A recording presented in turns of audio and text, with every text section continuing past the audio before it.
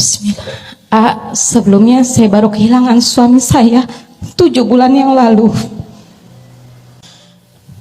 dengan meninggalkan 3 orang anak yang masih kecil-kecil, kelas 6, kelas 5 dan baru kelas 1. Saya ada fase di mana saya marah sama Allah. Saya merasa, kenapa dikasihnya saya ya Allah? Saya belum sanggup. Saya kehilangan almarhum ayah saya saat saya sudah memiliki anak. Tapi ini anak saya baru mau 6 tahun sudah menjadi yatim. Bagaimana saya bisa belajar seperti ibu AA yang bisa menerima takdir menjadi ibu? Terus terang, saya ada di fase ingin mengakhiri hidup saya karena ini berat sekali. Saya harus menjadi seorang ayah dan saya harus menjadi seorang ibu buat ketiga anak saya yang masih kecil-kecil.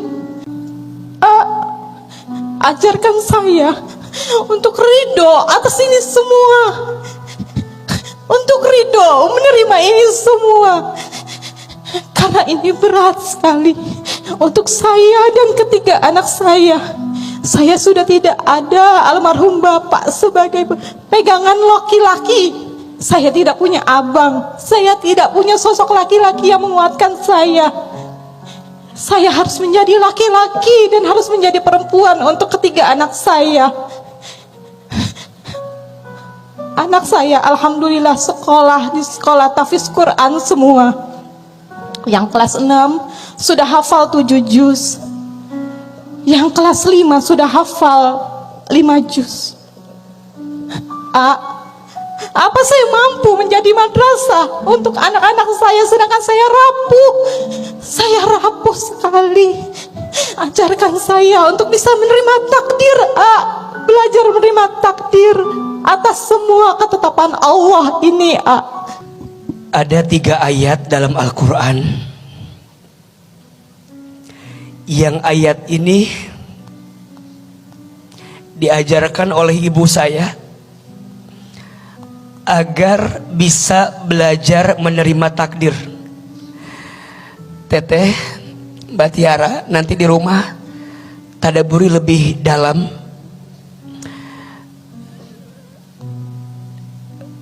Yang pertama, surat Al-Baqarah ayat 216. Isinya, dan boleh jadi kamu membenci sesuatu padahal itu baik bagimu, dan boleh jadi kamu menyukai sesuatu padahal itu buruk bagimu. Wallahu ya'lamu wa antum la ta'lamun. Allah Maha tahu sedangkan kamu tidak tahu.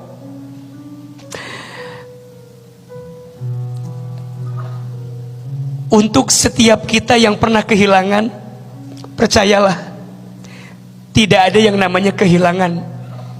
Yang ada, apa yang dititipkan diambil lagi oleh yang menitipkannya.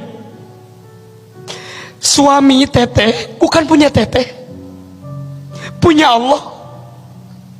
Kalau yang punya suami mau mengambil lagi, haruskah kita marah? Tidak. Kenapa? Karena yang paling tahu dengan ciptaannya siapa? Penciptanya. Ditinggal ayah sejak kecil, kemudian menyusul ibu meninggal. Haruskah saya marah? Harusnya kan enggak, karena saya cuma dititipin aja. Yang punya siapa? Allah. Yang menciptakannya siapa? Allah. Apakah mungkin yang menciptakan berbuat tidak baik kepada yang diciptakannya? Enggak mungkin. Maka guru saya pernah bilang gini, Hilman, kamu dengan orang tuamu bukan berpisah, hanya beda take off-nya saja. Kalau tujuannya sama-sama surga, pasti ketemu lagi. Sekarang teteh diberikan amanah 3 anak. Kalau teteh sayang sama suami, ayo tegar, ayo semangat, jadi ibu yang baik.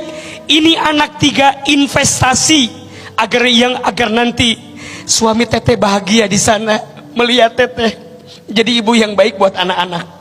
Tadi beliau bercerita, anak yang pertama hafiz Quran sekian juz, anak yang kedua hafiz Quran sekian juz. Bagus teh, lanjutkan. Kenapa? Sungguh anak yang hafal Quran akan memberikan mahkota bagi orang tuanya ketika nanti hari kiamat.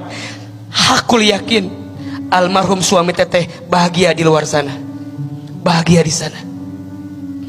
Yang kedua, surat Al-Baqarah ayat 286.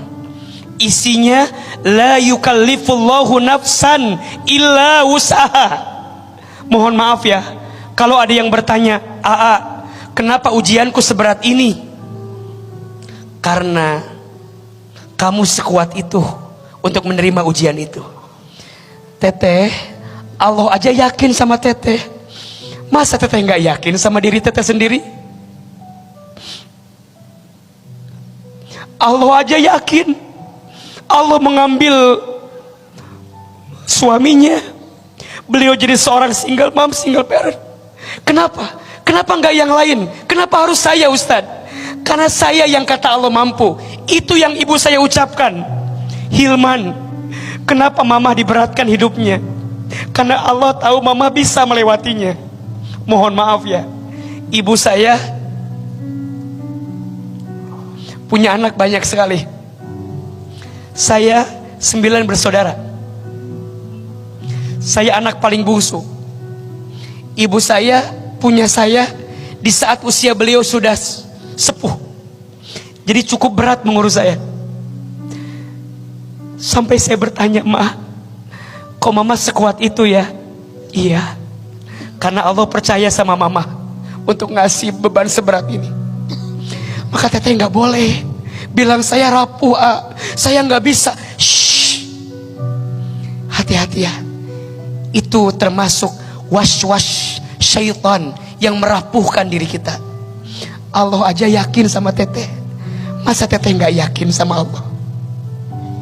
Dan yang ketiga, surat Al-Insyirah ayat 5 dan 6. Fa inna ma'al usri yusra, inna ma'al usri yusra. Maknanya, di balik semua kesulitan pasti akan ada kemudahan. Mohon maaf, hidup gak akan malam terus, pasti ada siangnya. Betul? Hidup gak akan terjatuh terus, pasti ada naiknya. Dalam satu parts mungkin teteh diuji dengan kehilangan suami, tapi percayalah, di part yang lain teteh akan dibahagiakan. Mungkin dengan anak-anak, mungkin dengan kebaikan yang lain, mungkin dengan hadiah yang Allah siapkan. Tapi kita nggak tahu apa yang sedang Allah rencanakan. Kadang dalam hidup, sekarang kita bilang, "Ya Allah, kenapa begini?" Nanti kita akan bilang, "Ya Allah, untung dulu begitu." 3 ayat agar kita bisa belajar menerima takdir. 1, surat Al-Baqarah ayat 216. 2, surat Al-Baqarah ayat 286. 3, surat Al-Insyirah ayat 5 dan 6.